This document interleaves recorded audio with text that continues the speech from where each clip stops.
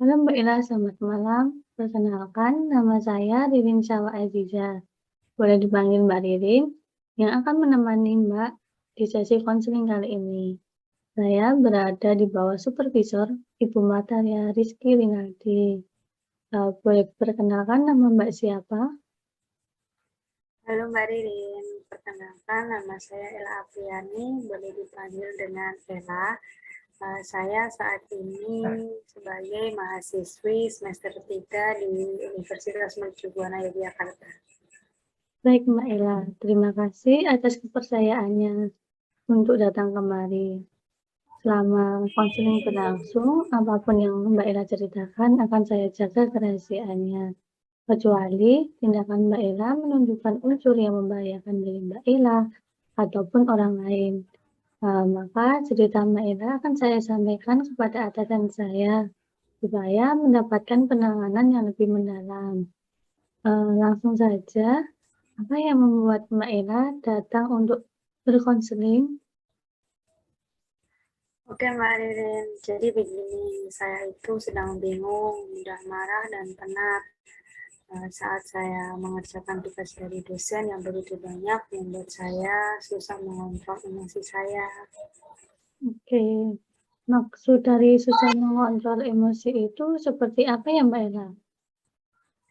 Jadi di saat saya sedang mengerjakan tugas yang banyak itu, tiba-tiba adik saya itu masuk ke kamar saya. Jadi adik saya itu kelas 3 SD. Lalu dia itu bermain HP dengan nada keras dan otomatis mengganggu konsentrasi saya, Mbak.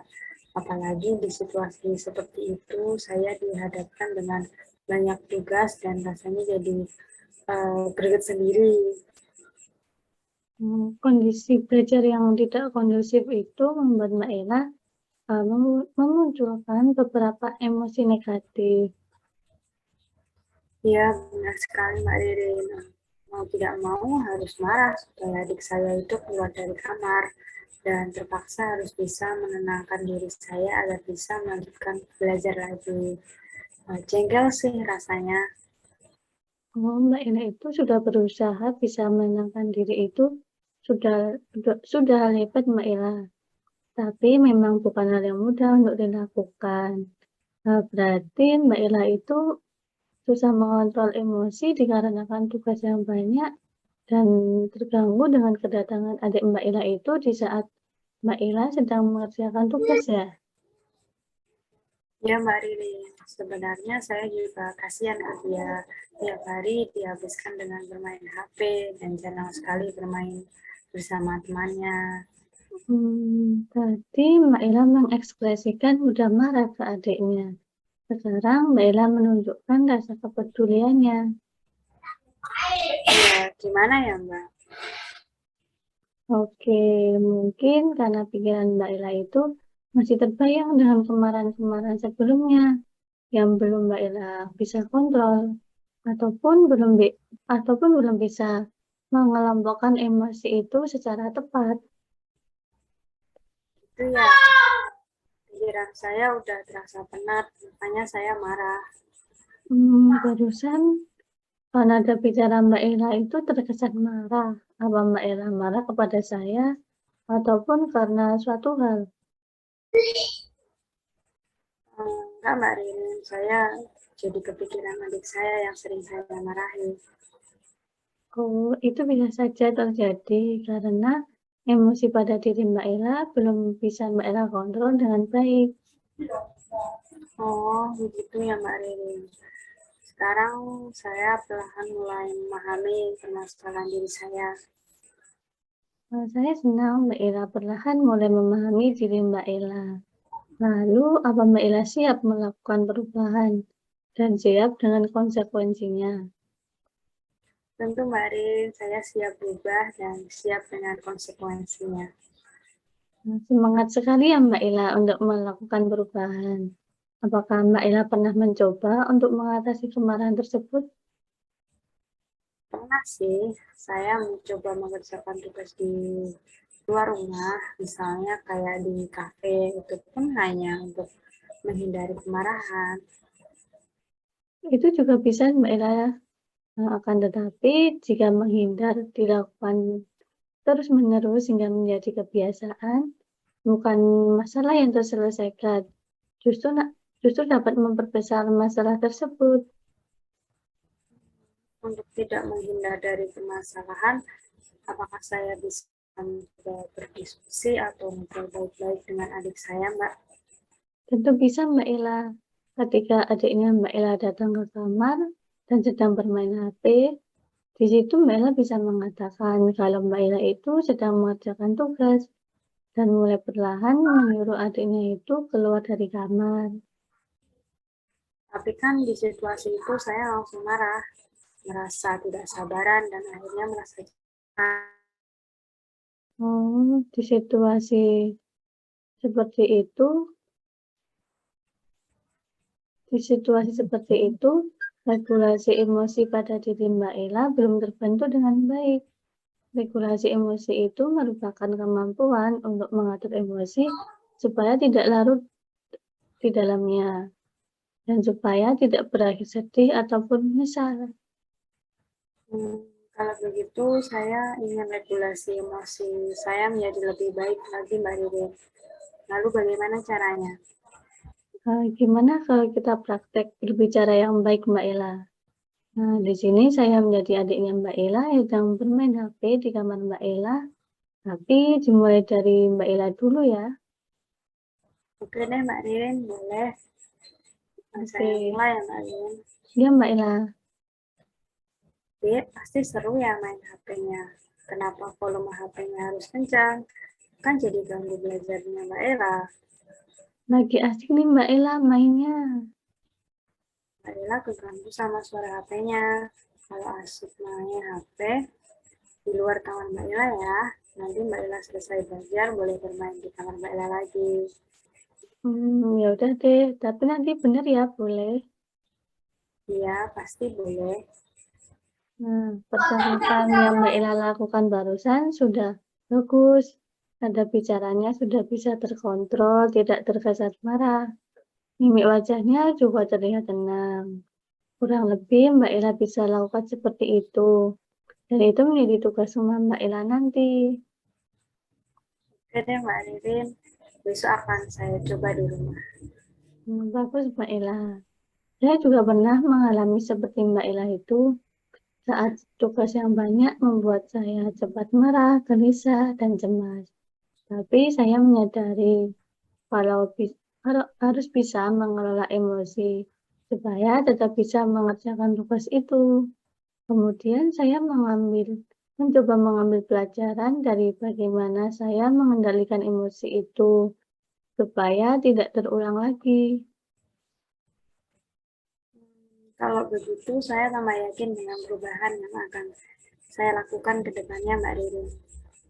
Saya ikut senang Mbak Ella. Di pertemuan kali ini saya sangat memperlihatkan rasa bahagia dari wajah Mbak Ella. Ditambah lagi bersemangat untuk melakukan perubahan. Ya Mbak Ririn, berubah itu memang tujuan saya, makanya saya sangat bersemangat kali ini. Baik, kalau begitu, Mbak Ella sudah memahami tentang permasalahan dan langkah apa yang perlu dilakukan. Nah, sebelumnya saya akan memberikan sedikit ulasan tentang pemahaman sesi konseling kali ini. Jadi, Mbak Ella itu datang ke konseling karena merasa susah mengontrol emosi yang dikarenakan terganggu oleh kedatangan adiknya Mbak Ella di saat Mbak Ella itu sedang mengerjakan tugas. Kemudian, memahami jika marah itu bukan solusi. Lalu Mbak Ella mempraktekkan cara berbicara yang baik dengan adiknya. Baik Mbak Ririn. Nah, setelah berkonseling, apa yang Mbak Ella rasakan? Kali ini saya merasa lebih tercerahkan dan tidak sabar untuk segera mempraktekannya. Wah, saya senang Mbak Ella mendengarnya. Tapi kita sudah berada di pertemuan terakhir nih Mbak Ella. Maka dari itu, saya akan menyudahi sesi konseling kali ini. Saya ucapkan terima kasih atas ketersediaan Mbak Ella dan atas partisipasinya Mbak Ella untuk melakukan konseling kepada saya. Iya Mbak Riri, terima kasih juga Mbak Riri telah membantu saya memahami permasalahan saya. Sama-sama Mbak Ella, semoga kita bisa dipertemukan di lain waktu ya Mbak Ella. Selamat malam Mbak Ella. Selamat malam. Halo Mbak Ririn, selamat malam. Selamat datang di sesi konseling ini. Perkenalkan, nama saya Ella Apriani, boleh dipanggil dengan Mbak Ella. Halo Mbak Ella, selamat malam juga. Oke, baik. Sebelum kita lanjut ke sesi konselingnya, saya ingin menyampaikan beberapa hal bahwa saat ini saya berada di bawah supervisor psikolog Ibu Martaria Rizky Rinaldi. Saya akan menjaga kerahasiaan semua cerita yang Mbak Ririn sampaikan kepada saya. Sehingga harapan saya Mbak Ririn bisa nyaman dan terbuka ketika bercerita. Tetapi jika selama proses konseling saya menemukan ada hal yang bisa membahayakan Mbak Ririn dan orang sekitar Mbak Ririn, maka saya akan menyampaikannya kepada atasan saya. Begitu ya Mbak Ririn, sampai sini mungkin ada yang ingin ditanyakan sebelum kita lanjut ke sesi konseling. Baik Mbak Ella, sepertinya belum ada yang ingin saya tanyakan. Oke, baik. Kalau begitu bisa kita mulai ya Mbak Ririn sesi konseling kita. Kalau begitu, boleh Mbak Ririn menceritakan hal yang membuat Mbak Ririn datang ke konseling ini. Jadi begini, akhir-akhir ini saya sedang mengalami kepadatan tugas kuliah yang saya rasa sulit saya organisir. Kalau sudah kesulitan dalam mengorganisir tugas-tugas kuliahnya. Sejak semester 5 Mbak Ella. Kalau begitu, boleh saya tahu apa yang menjadi penyebab tugas-tugas Mbak Ririn ini sulit diorganisir? Terutama pada hal deadline. Jadi mayoritas dosen saya itu memberikan tugas dan tanggal pengumpulan tugas itu yang cukup dekat. Di situ saya kesulitan dalam mengorganisir tugas-tugas saya. Oke, sedih sekali ya rasanya ketika kita dihadapkan dengan setumpuk tugas kuliah, sedangkan kita bingung harus memprioritaskan yang mana dulu karena deadline-nya sama-sama dekat. Lalu dampak apa yang Mbak Ririn rasakan? Saya menjadi pusing dan tidak tahu harus bagaimana. Tetapi sebenarnya saya ingin berlibur sih Mbak Ella, sekedar melepas penat. Oh, begitu. Lalu apa yang menghambat Mbak Ririn sehingga tidak bisa pergi berlibur? Teman-teman saya itu sibuk dengan aktivitasnya. Orang tua saya sibuk bekerja. Sedangkan saudara saya sudah menikah semua. Tidak mungkin saya pergi berlibur sendiri. Saya pernah mencoba pergi berlibur sendiri, tapi itu sama sekali tidak membantu saya merasa lebih baik.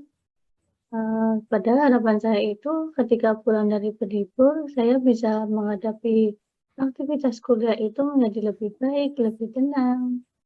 Oke.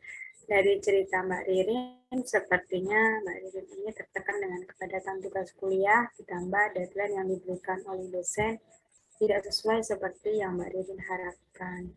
Jadi, menurut Mbak Ririn, dengan berlibur bersama orang terdekat bisa mengatasi permasalahan tersebut. Apakah benar begitu, Mbak Ririn? Iya betul Mbak Ella, apalagi saya merasa tidak bisa mengerjakan tugas secara maksimal kalau selalu dikejar oleh deadline yang saya rasa cukup dekat. Oke, baik. Itu bahwa karena deadline-deadline yang dekat, jadi Mbak Ririn merasa tidak bisa memberikan usaha yang maksimal dalam mengerjakan tugas tersebut. Iya betul Mbak, seringkali saya merasa takut tidak bisa menyelesaikan tugas itu dengan tepat waktu. Saya paham perasaan Mbak Ririn. Persoalan berhubungan dengan deadline memang tidak mudah. Dulu ketika saya masih mahasiswa juga merasakan hal yang sama.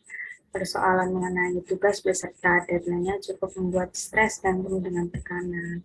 Tetapi bagaimanapun juga Mbak Ririn sebagai mahasiswa juga harus menyelesaikan tanggung jawab tersebut.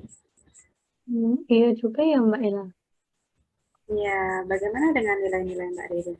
Apakah ada masalah atau baik-baik saja? Sejauh ini sih masih baik-baik aja. Oke, tadi Mbak Ririn mengatakan bahwa Mbak Ririn tidak bisa maksimal dalam mengerjakan tugas. Tapi Mbak Ririn juga bilang bahwa nilai-nilai Mbak Ririn ini baik-baik saja. Ya, iya benar Mbak Ella. Berarti Mbak Ririn ini tidak merasa kesulitan dalam mengerjakan tugas, atau bisa dibilang tugas-tugas yang diberikan ini cukup mudah bagi Mbak Ririn. Mungkin seperti itu ya Mbak Ella.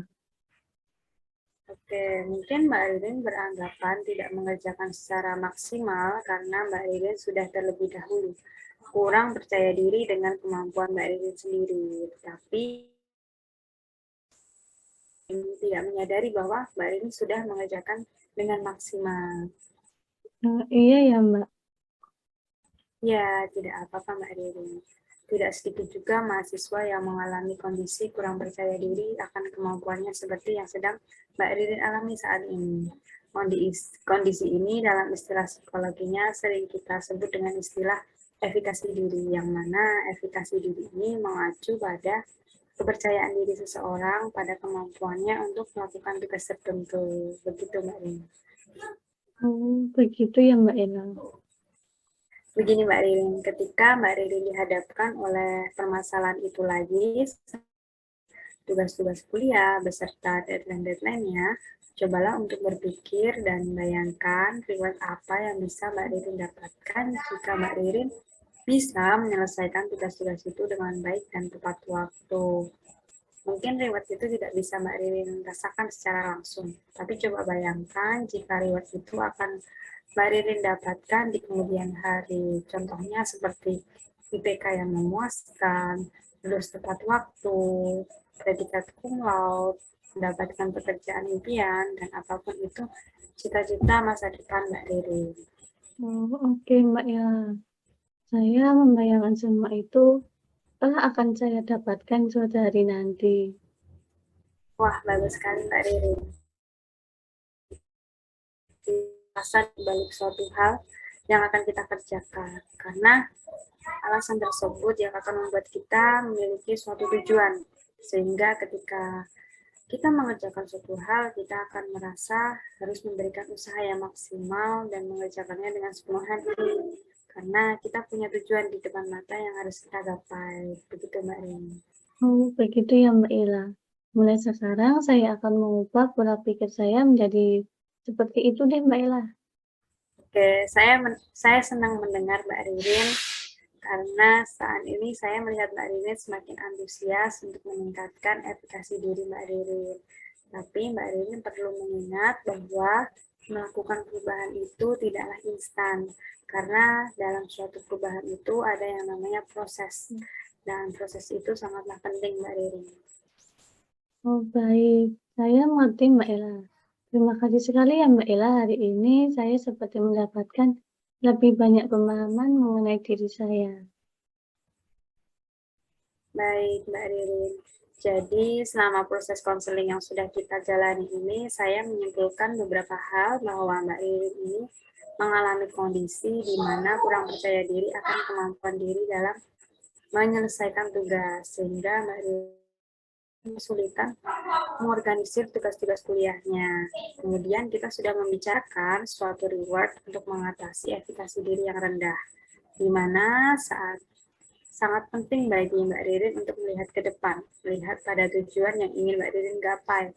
Karena tujuan itu yang kelak akan menjadi reward untuk Mbak Ririn sebagai buah hasil kerja Mbak Ririn yang sudah Mbak Ririn kerjakan dengan maksimal dan sepenuh hati. Baik Mbak Ella. Mungkin ada yang ingin diceritakan lagi Mbak Ririn? Sudah tidak ada Mbak Ella. Baik, kita cukupkan sesi konseling ini ya.